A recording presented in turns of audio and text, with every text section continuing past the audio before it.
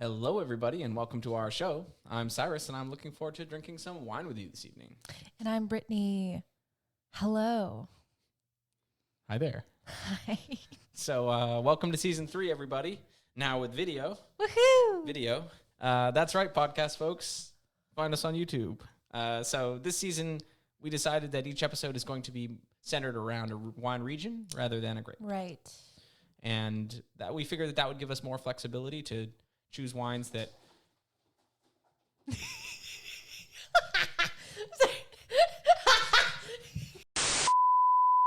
as you probably saw from the episode title, this week we will be reviewing wines from Argentina. Ooh, exciting. Yeah. So as usual, I have brought a white wine and Brittany brought a red wine. That sounds usual. Yep, that does. So we'll be right back with the episode. Ah, the magic of editing.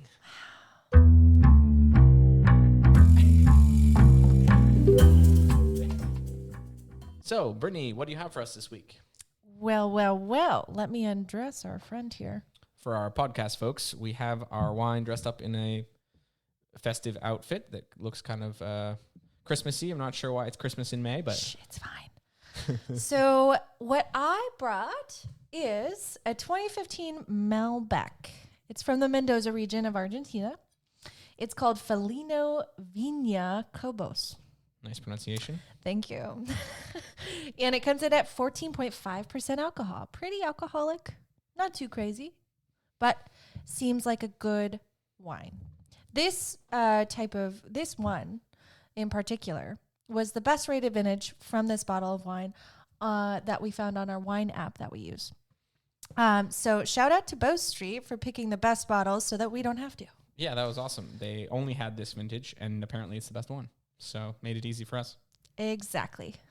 So, Brittany, you want to go ahead and start pouring us glasses? I will describe the bottle. I guess so. So we have a white bottle with pretty plain black lettering and a red sleeve at the top. It looks pretty classic. They're definitely trying to go kind of a more let the wine speak for itself kind of style on the label. But honestly, it looks pretty nice and definitely my kind of label. As we've talked about in past seasons, I like the simple and just kind of tell you where it's from and what it is. So, And that's not usually my bag, but it still looked really nice. cheater. Am not. So, what drew me to this bottle in particular was just going into the Argentinian wines. All I could see was Malbec.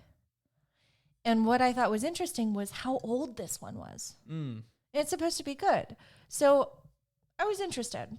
Of course, it seemed that Malbec was it or is the thing for Argentina. For sure. So we'll talk more about that in a second. But let me pour some wine. Perfect. Okay. Thank you. You're welcome. So what do you first notice as I'm pouring? Well, first of all, it's super pungent. I haven't even put my nose particularly near it, and already getting lots of aroma, which is awesome. It's a dark purple color. I'll get a shot for you all on the video to get the color for you, but it's almost got little hints of kind of brown at the edge. It's purple fading to brown at the edges, which I think is its age showing. It's 7 years old now, and It's such a pretty red. yeah, it really is. I'm gonna go ahead and smell this. Okay. It's super blackberry-y. It almost smells sweet. So you were saying before the cats interrupted us? Darn it. As I get the smells, I'm definitely getting a lot of blackberry. It's sort of sweet, but I don't anticipate it being sweet if we're thinking about Malbec here. Yeah, I think it's definitely stewed fruits. Imagine like a blackberry tart where the blackberry is kind of, it's been picked fresh and now it's been stewed into something. There's also some kind of tobacco-y notes. Not too much wood that on the smell. We'll see if it comes through on the taste. I'm getting more pepper. Yeah, baking spices for sure a little bit, but not like a black pepper like a Pinot Noir or something, but a little kick. Yeah, for sure. I think so. I'm really excited to try this out. Yeah, let's give it a shot. Great.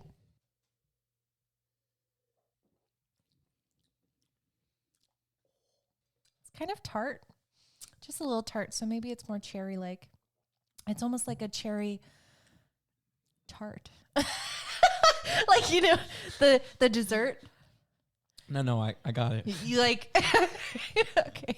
Well, yeah, I agree. It is sweeter than, it, I would have expected, but it tastes a lot like it smells. So that sweetness that you were smelling, it's got almost honey, finish. Yes. But it has that acidity to balance it out. So it's tartness for sure. It's vanilla-y. I'm not really getting pepper flavor though. So maybe I was wrong on that pepper smell, but I definitely think it does have some sort of robustness to it. It's just more on the brighter side. Yeah. And there's almost, the tannins, while there are super mellowed probably by the age. I think it'll be in my top. I mean, this is my favorite wine of the season so far. Absolutely. I have to agree. I don't tend to agree with you, but here I'm going to have to. Yeah, I mean... Force my hand. That's the best quality wine that we've had all season. But this has had to have scored well. I think that as is it aged, the tannins have mellowed really nicely. So I agree. So, Brittany, do you want to talk us through kind of what makes Argentina such a great wine region? Like, why Argentina? Okay, so Argentina, it's so location. That's what it's all about. The major Argentinian wine regions, such as Mendoza, which is the largest region, That's where that guy's from. Exactly. It's situated on the foothills of the Andes Mountains. It's almost like a desert up there. Exactly. Yeah. So it has hot days, but then cold nights, just like a desert. So it's really good for these types of wines. The grapes mature slowly, giving rich, intense flavors to the wine, which I think we are actually getting here. Malbec is Argentina's most famous grape. As I was saying, I could just see arrays of Malbec in Bow Street. And it's grown there for hundreds of years since it's been brought over from France. So that's pretty interesting. Yeah, so this kind of Malbec is definitely much more fruit forward and sweet than old world Malbecs are, and I like that because the acidity is that the grape naturally has gets balanced by that sweetness, but it's definitely a style choice that the winemaker is choosing to make. They're saying, I want this sweetness to be the star and the fruit to be the star rather than the oak or the wine making process. It's the fruit. Right. I agree here. And I think when I think of Malbec, I think it's going to be savory. And this has some savory notes to it. It is just more fruit and more sweetness and brightness. And I surprisingly like that for somebody who loves savory wines. Yeah. It gives away its New World roots. Well, Brittany, overall impressions before we wrap up this wine and move to our next? Stinking delicious. Yeah, I agree. It's pretty good, especially for being so sweet. I agree. I wouldn't usually pick this kind of wine if I knew how sweet it was, but I was pleasantly surprised also by how well balanced it was. So. It's summery. Yeah, it's a good summer drink. It's a good summery wine to have on your porch. A porch sipper. Only problem is it's 14.5%, but Yeah. Alrighty, folks. We'll be right back after this. Cyrus! Oh, thank you. No, thank you. Shenanigans.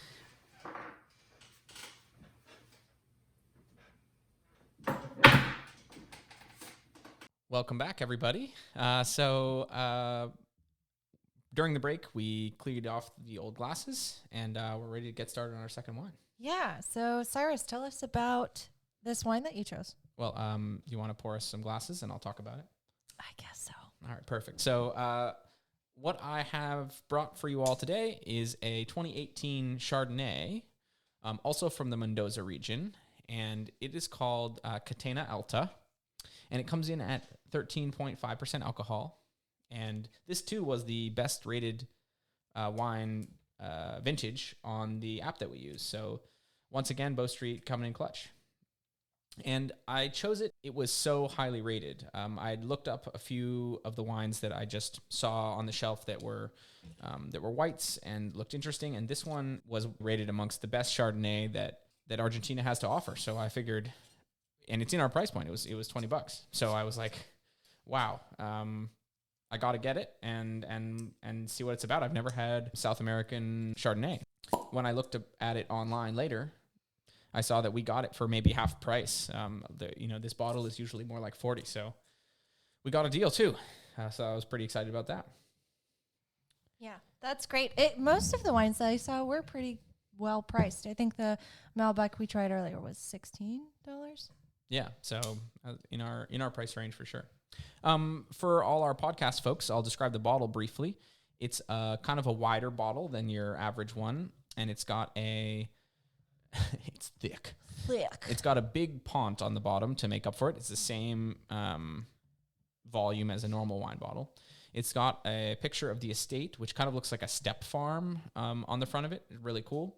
It says Catena Alta, and it's got historic rows on it, and then some descriptions of how they use the wines from 3 different vineyards that are all right in close proximity in Mendoza to get this unique blend of grapes. And we've got a visitor here on the podcast. Hello, Darcy. Give us a short break while we clear the cat off the table. Simba. All right, I will pour some glasses.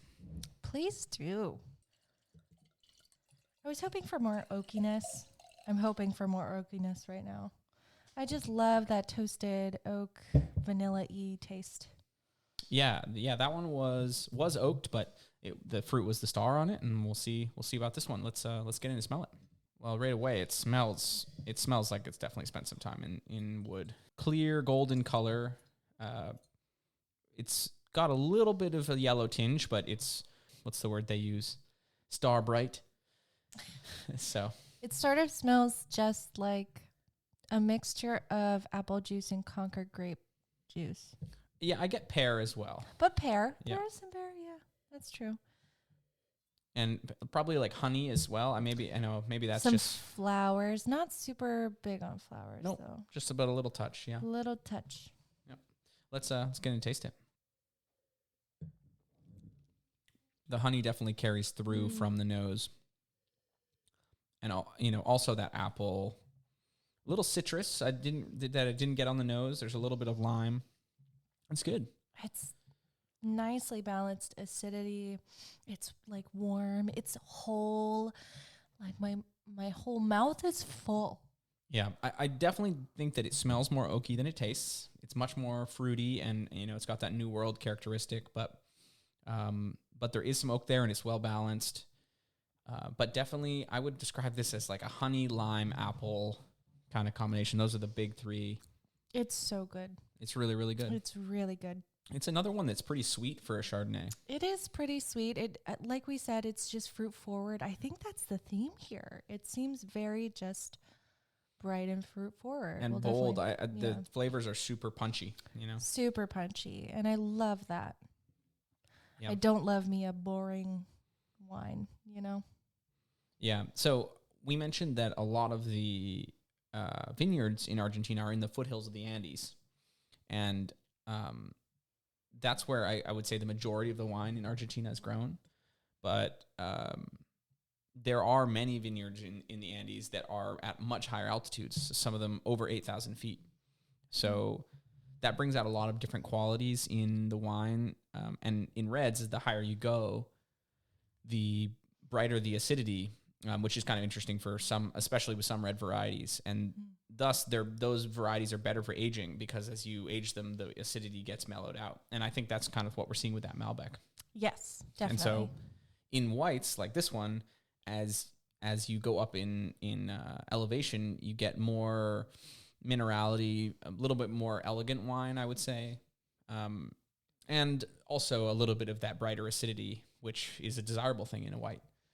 So Torrontés, which we don't have here in front of us, is kind of the most famous grape from Argentina, I would say. And that grape is kind of like a dark, rich white, which, while it smells quite sweet, is actually usually made in a pretty dry style. It sounds amazing. Yeah. I've never had one, and I don't think you said. I've never tried one either. I saw one at the store, and I thought about getting it because it was kind of like classic Argentina, but this was so well regarded that I had to try it, and I love Chardonnay, as you all know. So yes, yeah, it's no brainer for this one. I'm really glad you chose it because it's a great start to our season, I think. That was pretty nice. Felt tingles. Well, what do you think of Argentina, Brittany? I want to go there, but I think it's a wonderful place. I think that the tasting notes are super great. They're not super mellow. I love the boldness. I love just how the acidity brings out just wonderful things in each of the types of wines. We only have 2 wines here. Yeah. But I think it's a great representation. We have the classic Malbec, and then we have the Chardonnay, which they don't usually do. So I think that we chose really well for our first region, and I think that these are both really delightful, and I'm excited to finish them. Yeah, I agree. I think that even though the Chardonnay isn't necessarily the most, the first thing when you think of Argentina, I think it definitely exemplifies, both of these wines exemplify what Argentinian wine is all about. And I think that we did a really good job picking there. So I'm excited as we move to next episode, what we're going to get into. So Cyrus, tell us about the social medias. Thanks for that intro, Brittany. You can find us on YouTube. You can find us wherever your podcasts are found. All the places. Follow us on Twitter. Follow us on Facebook. We're on all the things. I look forward to drinking some more wine with you, Brittany. Come back. Oh, and I with you, Cyrus. I'm so happy we're back. Yeah, season 3. Let's go. Let's do it. Bye now. Bye.